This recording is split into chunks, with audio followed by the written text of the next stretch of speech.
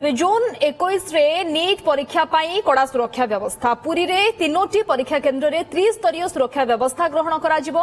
परीक्षा केन्द्र परिधि मध्य कौनसी जेरॉक्स बा प्रिंटिंग कार्य कराजिबो नाही।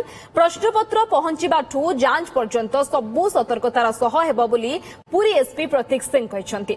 परीक्षा को श्रृंखलित भाव में आयोजन नहीं पूर्व मुख्य शासन सचिव निर्देश देछंती। परीक्षार्थी को रेल स्टेशन बा बस स्टैंड रु परीक्षा केन्द्र को जिबा एवं फेरिबा निमंते निःशुल्क बस सेवा जोगाई देबा पई परिवहन विभाग को निर्देश दिया जायछि।